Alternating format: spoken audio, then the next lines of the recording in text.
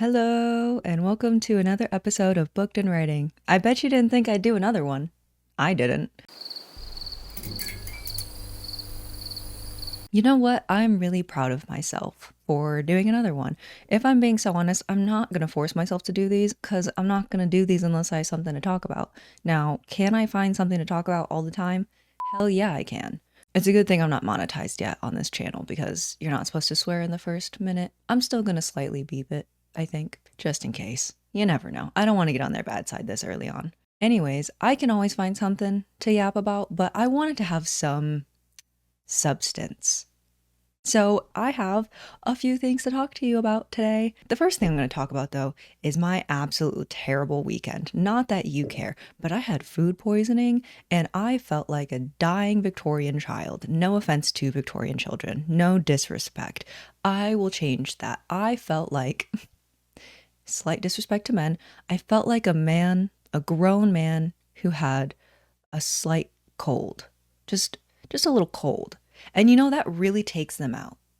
It's like they're on their deathbed. And I actually was on my deathbed because not only do I have food poisoning, but because I'm hypoglycemic, it really ruined my life. I thought I was dying. The blood sugar, non existent. Okay. We were in the double digits, but barely. But I'm still alive. And you know what? Well, no, I didn't read a lot during it, but I did. Okay. So many of you, and I don't know how many of you are here from TikTok, I'm assuming a lot of you, love to message me and comment on TikTok and Instagram asking, hey, did you ever finish Dark Age? No, I didn't. But I did restart it recently. I have been on a kick. March was my frickin' month. Okay, I finished 6 books in March. And I wasn't trying to hit some number. I was just reading and having a fucking silly time. And it was a silly time and mostly a good time. And at the end of March, I restarted Dark Age. I'm already past part 1, and it took me about 2 months to get through part 1 the first time around. So I'd say we're already doing better.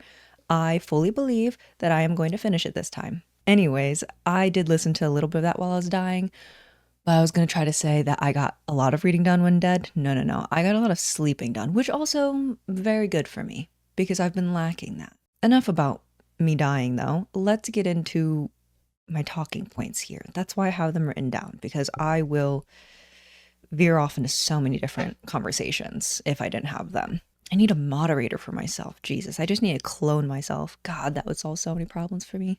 Anywho, let's start off with talking about books. Crazy concept, book channel, book centered series I do. We're going to talk about books. I've discovered my new favorite fantasy, I believe. And also, right now, I have a favorite author who has so far perfected the genre that I'm looking for, because it's specific within a specific genre. So we have the horror genre. That's what I'm in, right? But I like dark fantasy horror. But then we're going to get more niche with it. I don't know how to explain it other than I like dark fantasy horror that isn't focused and relying on the sake of just being dark to get you through it. There needs to be a compelling storyline. There needs to be, and when I say dark, I mean fucked up, but not fucked up in like a, oh, that's kind of fucked up. It's like a, oh, I'm slightly concerned, decently uncomfortable. I need to keep reading. That's what I really like. So I really enjoyed Between Two Fires. I loved those Across the River. And I tried reading, what is it called? I have it right here somewhere. The Troop. This isn't it. Please do not recommend me books like this. I'm asking for book recommendations if you have any, but if it's anything like this, keep it to yourself. I don't need that in my life. I'm going to talk about this in a spoilerish way. This book, well, this part isn't a spoiler. This book really follows a bunch of kids on an island. Already hate it. A bunch of kids? No. One of the kids, psychopath. A disgusting psychopath who gets off, and I mean gets off, on the suffering and killing of just any alive thing. There was a time, a point in time in this book where I fully believed this fucked up child was going to, let me choose my words carefully. He was going to invade a cat's personal space while that cat was going through heat. That is the best way I can put it. I fully believe that was going to happen because of the way this author was just handling this entire story. I fully believe this child was going to do it. Now, they didn't, but what they did wasn't much better, okay? He was like diddling himself while looking at the cat and I believe thinking about it dying or him killing it, etc., etc. And then he like got off on the fact that the cat fought back and was trying to survive. And then there's another time where like one of his friends, they're basically like Boy Scouts, was suffering and he was getting hard from it. Oh, ooh, first you have children. No, thank you. Okay, it's not that I don't like kids. I'm very good with kids. I like certain kids, but I don't like kids in scary situations. Okay, I would be the parent in a movie who, if my child came up to me when I see dead people, evicted. This child is evicted. I'm giving up on you. We've lost hope. Oh, you have an imaginary friend who I can't see who's telling you to kill animals? Bye. I'm gonna go put you in a little cardboard box and put child for free like they do with puppies. Heck no. Heck no. Hell no. Also, I know what a tapeworm looks like. And I thought me not being able to visualize, which is something we're going to talk about as well, I thought me not being able to visualize while reading was going to save me some bits while reading horror books because I'm like, oh, these scary things that I have never seen in my life because I do not subject myself to scary movies most of the time. Have done that twice on my other channel. Regretted it. I thought that that was going to save me. But unfortunately for me, the things described in this book, I've seen it all. Unfortunately. I know what a tapeworm looks like, and the author didn't think I did though, because he felt the need to describe it in detail a few times, and I didn't like it. Now, I didn't pick up this book because I was like, this sounds interesting. No, no, no. I was told because we're trying to explore this new genre. And it's like, oh, you take this one for the team and I'll read this one. And so I got stuck with this one and it was not a good time. Now, if you read this book and you like this book, that's so great for you. And I genuinely love that for you. But this is just not what I'm looking for. This is not the type of horror that I enjoy. The type of dark kind of fantasy books that I am enjoying, those across the river. And I am now jumping into, hold on, The Lesser Dead. Christopher Buehlman put me in a dedication because these books are written for me. I am the reader that you have in mind when writing these little books. Not even little, okay? These are good. I really like the pacing of his books. I like his writing. I like his storytelling. Are they perfect? No, but I also can't really find too many complaints when it comes to his books. And I'm just hoping I continue to ride this high with his work, because if I like The Lesser Dead, I might give like The Black Tongue Thief a try, which I don't think that's like horror. I believe it's just fantasy, but I'll just keep working my way through everything that he has published. And when I run out of his books, I'm going to be upset. I'm also going to be reading The Buffalo Hunter. I keep forgetting the second Hunter in that. So I'm excited for that as well. So I'm really just exploring this new genre. And I need to tell you something. It is so exciting finding a new genre that you like. I have tried romance. I don't mind Emily Henry, but I'm still just not super in love with the romance genre. It just doesn't, there's not enough there. I'm just not having a super silly goofy time. I'm just having a goofy time. But when I discovered dark fantasy horror books, silly goofy time, and I'm addicted and I do not want help. I will not go to AA meetings. I do not want to overcome this addiction. Let me stay here. So please, if you have any sort of dark horror fantasy book recommendations, if you think our book tastes align outside of like this genre, because obviously I haven't read enough really to be specific and really explain what my taste in it is. But if you think we have similar taste in books, please, for the love of my sanity and my happiness, give me those recommendations. You can comment them here. You can message me, whatever you want to do. I will be forever grateful, and I'll give you a little piece of my heart in exchange. Now, the next thing I want to talk about is aphantasia. Word I learned, 2 months ago? Something.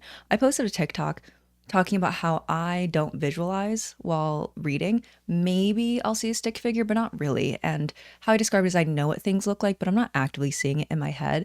And discovering that this was an actual thing had me sitting there thinking about how that's actually kind of changed the way that I experience books compared to like my friends. So, for example, it took All the Young Dudes, that book, for me to finally cry while reading. I'm not a super emotional person, like outwardly when reading, but I am so easily affected by, say, music and movies, things like that, things that I can hear and see. Now, I do want to say, someone did ask, do you have an inner monologue? Yeah, she doesn't shut up. And when I read, I do hear a narrator, which is why sometimes audiobooks don't work for me because I have a very specific voice I already picked out for these characters. And if I start an audiobook like halfway through a book and the narrator isn't matching that, we're going to fight. Anyways, I think my inability to visualize while reading has played a factor in me not being outwardly emotional when reading because I don't have as strong of a connection, I feel like, with the characters as someone else does. It takes a lot for me to have that. And I think the reason All the Young Dudes made me cry is because I do know what those characters look like. I know what their future looks like. And also, there were just certain themes in that where I unfortunately was able to relate to. So there's already like these little pieces that it kind of already has this one up on other stories and characters. But something like Red Rising in Morningstar, I was devastated with a lot of things that happened, but specifically one of them. I had a very like strong connection with one of these characters. I was very attached to them, and I made that very clear in like my reading blogs, which I think are still up. Yeah, they're still up on my other channel, and honestly, I should move them over here. To be fair, I think I'll do that. See, okay, no, focus, Gina. But I still didn't outwardly cry. I was devastated. My heart broke. Like I felt that pain, but no tears. And it kind of pissed me off. But I think it's because people who can visualize, even if it's just kind of vague, you're seeing these characters and their interactions. And if they were to die or something were to happen to them that was brutal and rude, you're kind of seeing that play out. I'm at the end of the day just reading words on a page and I'm not seeing anything in my head. Now, I do hear songs in my head sometimes when I'm reading, and I think this has also kind of played a factor into me writing and coming up with story ideas because I would say almost every story idea I've come up with has happened while I was listening to a certain song, and that's what kind of like gets my brain going. And someone tried to say that the reason I have aphantasia is because I have a lack of imagination. Honey, I wish.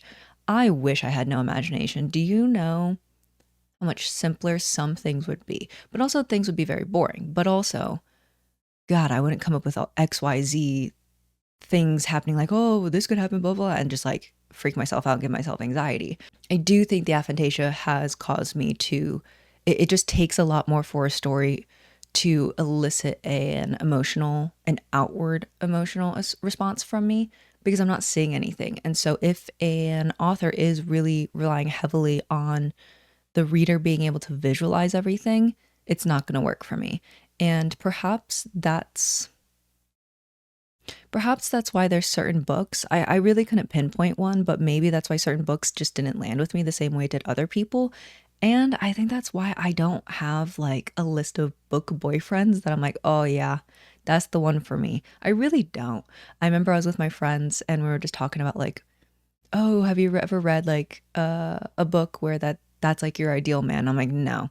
And genuinely though, outside of like not being able to visualize them, I just think basically almost every man that I've read in a book, they have some issues with them that I just wouldn't like them in real life. I also just, it takes a lot for me to in general. So if I'm already reading all of their faults and they're just not like a good person, because this is the thing with fantasy, we're not talking like, oh, they have some like quirks or they're human and they have faults. It's they're a bad person, but they're kind of hot and it's okay because XYZ, like that's different.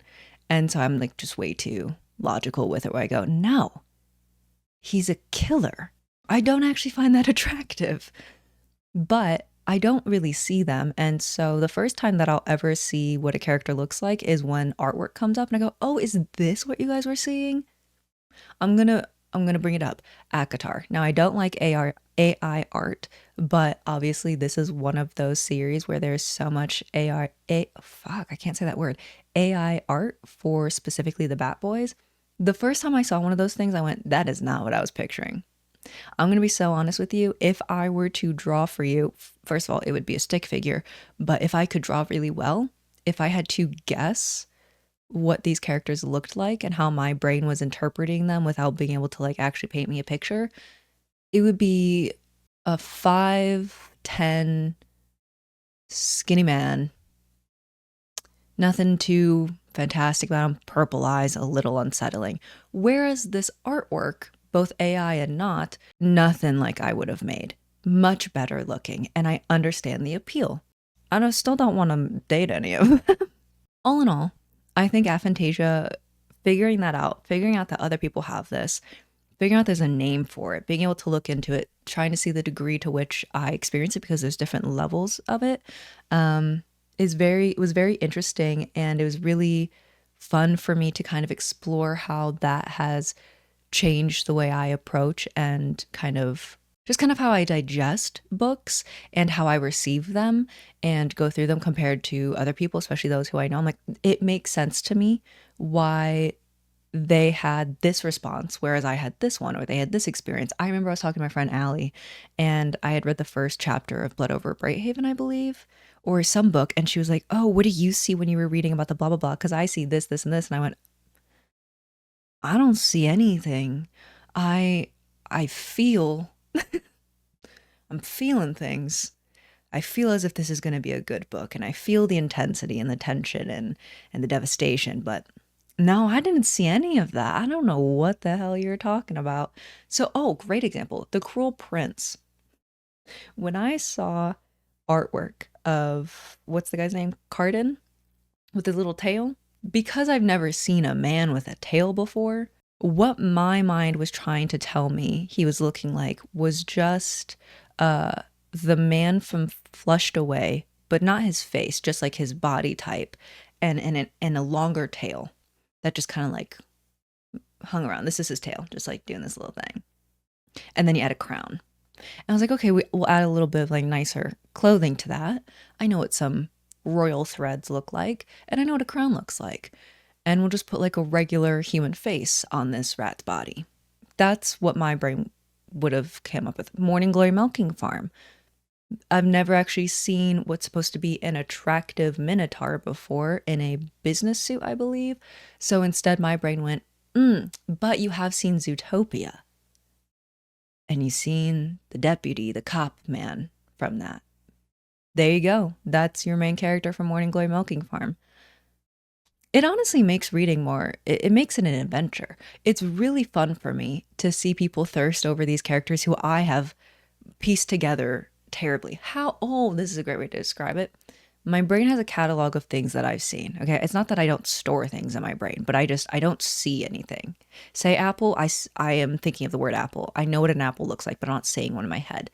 So, like when you were younger, or, well, if you weren't around when magazines were a thing, this doesn't apply to you. When you would take them and you would like cut things out to make little outfits, or like your ideal wardrobe, and you just like take from different things, cut pieces out like a shirt here, a skirt there. That's kind of what my brain does when trying to piece things together when reading. It's like, well, okay, it's a girl. We've seen a girl before. Take a girl. All right, she has brown hair. All right, well, we'll take this brown hair over here. And it goes on. And the things that I've never seen before, it's just blank. And we do our best at kind of. And that's how it works for me. And a lot of people say, how do you enjoy reading? Or it's really fascinating that you still enjoy reading even though you can't see. I need you to know I've never known any different. So it's not like it was taken away from me. I think if I knew what it was like and I had experienced visualizing while reading before, and then all of a sudden I couldn't, yeah, that would suck. And I'd probably have a pretty bad time. But because I've never known what it's like, it's just what I know. And I'm going to say something that is by no means am I comparing aphantasia to a disability, but you're not going to say to someone who is blind and enjoys movies, well, how do you enjoy movies if you can't actually see them? Like someone who's been blind their whole life, or not even, but they've learned to enjoy these forms of media in the way that they are able to, it's still enjoyable to them. Just because they don't have the same exact experience as you does not mean that they can't enjoy it. You know? Again, not comparing aphantasia to blindness. Very different. I understand that. But I'm just trying to explain it. I'm going to move on now. The last thing that I have on my list is fan fiction traditional releases.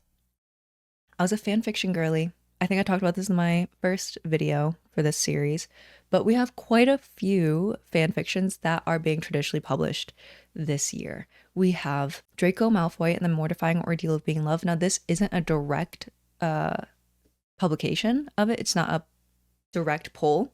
It is inspired by that fic, and I believe it's called The Irresistible Urge to Fall for Your Enemy. Yes, that's coming out. We also have Rose and Chains, which is The Auction by Julie Soto. And then we have Alchemized, which is Manacled. I'm going to save that one for last. I'm going to be so transparent with you. The one I'm most excited for, believe it or not, is the essentially rom-com fantasy book, which is the Draco Malfoy and Mortifying Ordeal of Being in Love inspired one. The Irresistible Urge to Fall for Your Enemy. Bridget Knightley, you love those long titles.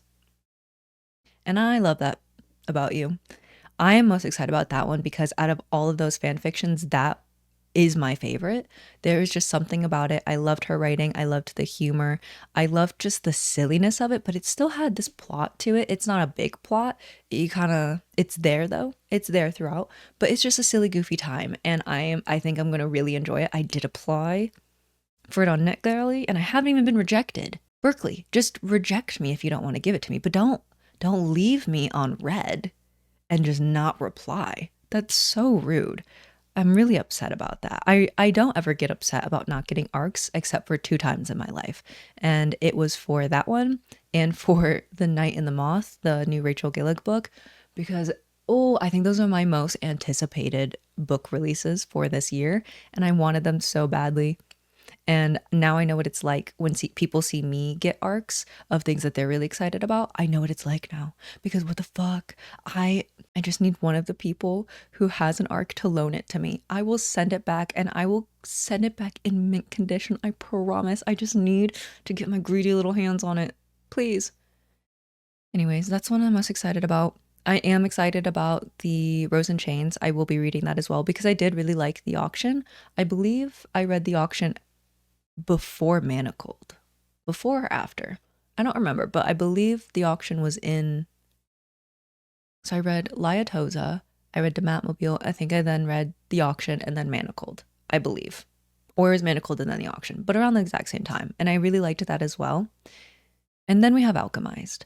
Let me save that for a second because I have a lot of things to say about Alchemized specifically. What I'm going to do first is make a general statement. I think out of the 3 of those books, I will like The Irresistible Urge to Fall for Your Enemy the most, just because I don't really have any sort of expectations because it's not a direct, traditionally published version. It's not a direct take on Dematmobile. I've been told that you can see the hints and the inspirations of it, but it's really its own thing. And so from the get-go, it's very easy for me to go in with absolutely no expectations. I think The Auction, I'm very interested to see how that's handled. And I think I'll really enjoy that as well. Alchemized is what I'm most nervous about. And here, let me talk to you about that. The reason I'm most worried about Alchemized is for a few reasons. One for myself and one for just everyone in general. For myself, the reason I am most worried is because I'm worried I am not going to like it. And the reason I think I might not like it, and this plays into me being worried for everyone else, is that I don't know if I will be able to have as much of an emotional connection and reaction to certain events that will take place as I did with Manacled, because I did have that already established emotional connection to these characters in that world beforehand, because it was Harry Potter. I grew up with those characters, and to see what could have happened in this really dark alternate universe was heartbreaking. To see these kids that basically raised you as a kid not get a happy ending and suffer and go through all of these things was just, it fucking sucked. It fucking sucked. And not to say that you can't get that same response, obviously, with your own characters, but I don't think you can establish it as quickly. And there is just something different about characters that one grew up with as a child and brand new characters that one is being introduced to as an adult.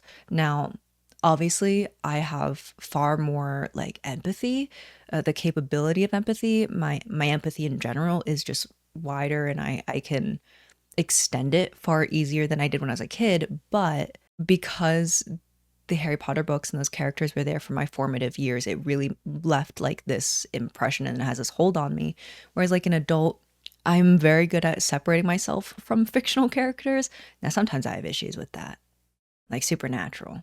I did have a bit of a parasocial relationship with the fictional characters, not the actors, the characters. But we don't talk about that. What I'm worried about is that one, Alchemized, I believe, is a standalone. It's a very long standalone. And I think, I'm going to say it, from a money side, we should have made it a duology. Listen, Miss Senlin Yu has one hell of a fan base, one hell of a dedicated fan base. And I think making a duology would, and granted, I haven't read it yet, so I could be eating my words once this releases, but I think making a duology would have benefited in so many different ways. One, pacing wise, I think to come out with a debut that is either at 1,000, above 1,000, or near 1,000 pages is crazy work. That is a very big commitment. And yes, Manacled was a large book, but that's also fan fiction. It's very different. I know that my stamina when it comes to large books, especially if I'm just being introduced to a world, it's difficult. It's very hard for me to get through a very long book with new characters. It's why I paused The Way of Kings, because I do want to give it my full attention, but goddamn, that's a long book and I'm just being introduced, so I really don't care about these characters by any means. And I think some people will be able to go into Alchemized and be able to directly latch onto them because they will see these remnants of Manacled and Draco and Hermione. But for those like me who are just going to go in with absolutely no expectations, not thinking of Manacled at all, which is what you should do, it's going to take a bit for me to establish that give a fuck about these characters and their outcomes. And so 1,000 pages is kind of insane. It would also benefit money-wise breaking up into duology because you're going to get double the sales because the same people who bought the first one are going to buy the second one. And that's just me coming from a money standpoint, which the reason I'm more nervous for other people is really for everything I mentioned, is that I think a lot of people are going to go in expecting Manacled just in a different font. You can go in expecting Manacled in a different font and possibly a different language. And by that, I mean, reading the summary, the synopsis, I can already tell you it's going to be different from Manacled. It's going to be different in many of ways. It's not Draco and Hermione. It is not Harry Potter. It's not Voldemort. The character who is Draco is a necromancer that's already different. And so there are things that have to change. There are things that need to be adjusted. And when you add in original characters, it's just overall going to change the feeling of a story compared to one where it's like, oh, these are characters that I'm very familiar with. And so I think if one was to go into Alchemize expecting Manacled, you're kind of setting yourself up for failure, and it's not really fair to Senlin Yu. I think you should go into that book with no expectations, with no, oh, I wonder if this is going to be in here, if this scene's going to be in there. It's kind of like when you go see a movie that was inspired by a book, not an adaptation, inspired by. You should not expect a direct like copy and paste just into a new format. And I would say that Alchemize is inspired by Manacled. It is not an adaptation of Manacled, because Senlin Yu has this chance to create this new world with these small little pieces that she built of her own originality in Manacled and make it into her own. But, there's copyright laws, okay? She can't take a lot of things from that. Now, you can break down a fan fiction, and for a lot of them I've seen, and just like change names and certain things, because authors don't own magic. They don't own boarding schools or wizarding schools, things like that. But I think when in that process, an author has the chance to kind of create their own world and add even more of their own touch into it, they're going to. And I would not be surprised if Senlin Yu stripped even more of like Manacled away from Alchemized, because right now she is known as the author of Manacled who is writing a traditionally published book. And I might be wrong, I don't speak for her, but I wouldn't be surprised if she wants to just be known as Senlin Yu, the author of Alchemized, not Senlin Yu, the author of Manacled, which is now Alchemized. Do you know what I'm saying?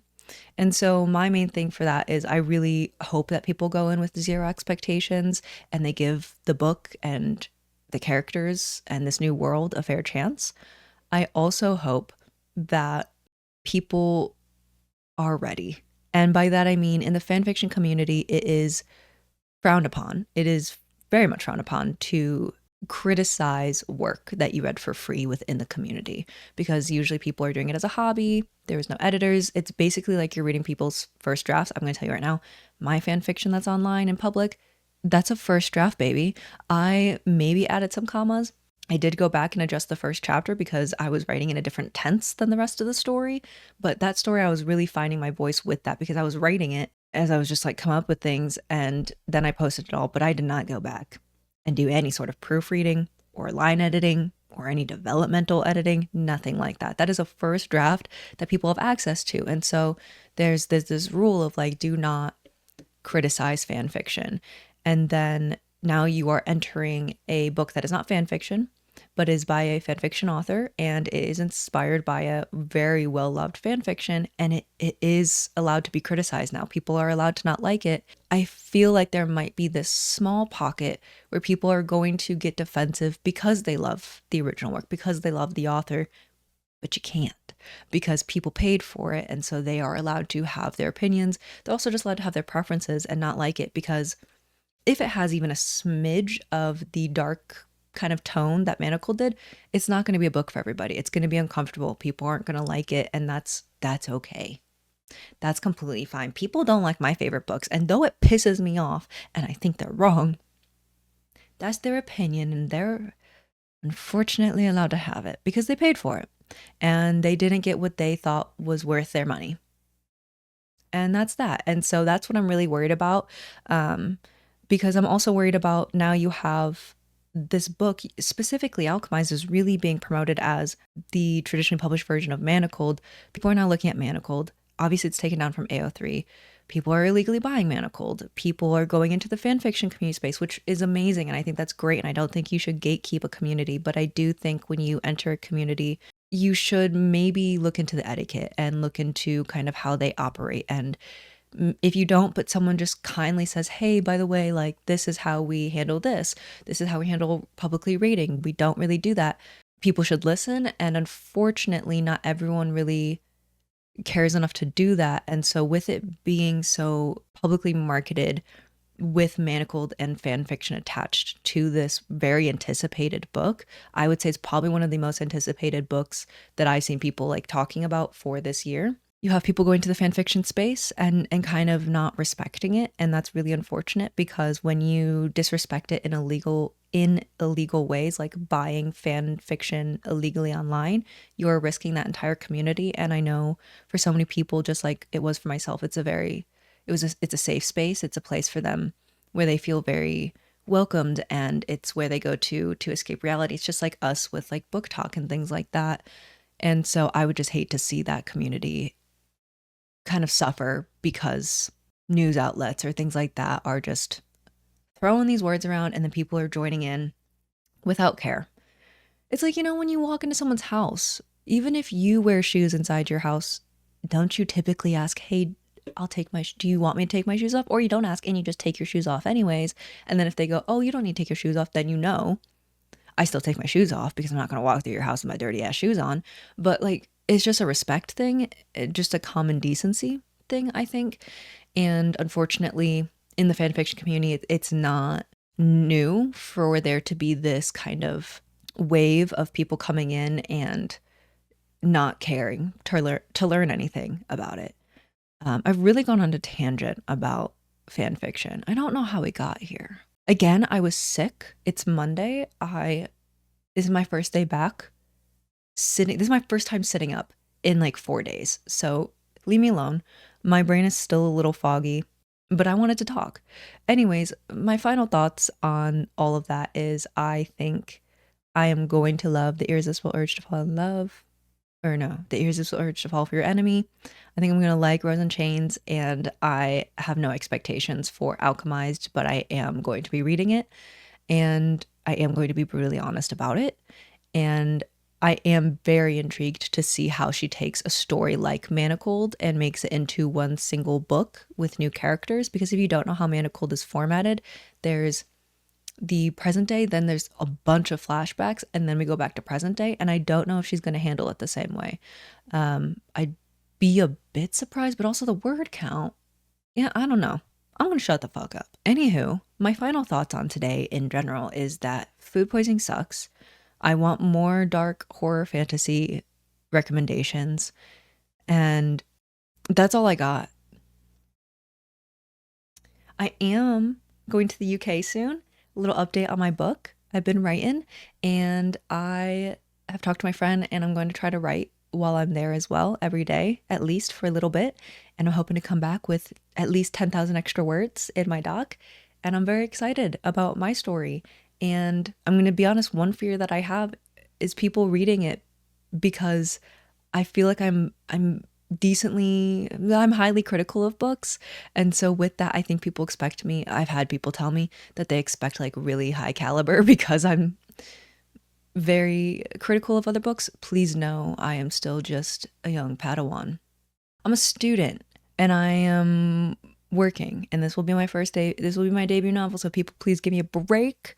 But also, constructive feedback is nice so that I can improve as I continue to write. I'm gonna go. I feel like this video probably didn't have. I. You probably saw that my brain is all over the place still. So apologies. Honestly, just let me be brown noise. You're not even listening. I'm just a voice going da da da da da da. I'm not saying anything really important, I feel like, in this video. Just kind of yapping as if we're having a little FaceTime catch up. You know what? That's how we're gonna. This isn't a podcast, okay? Because I'm not committing to a schedule. These are FaceTime catch ups. Okay, we're long distance friends, and once a month or once every 2 months, we have a little catch up, and I yap your ear off. That's what this is. I'm so glad we figured that out.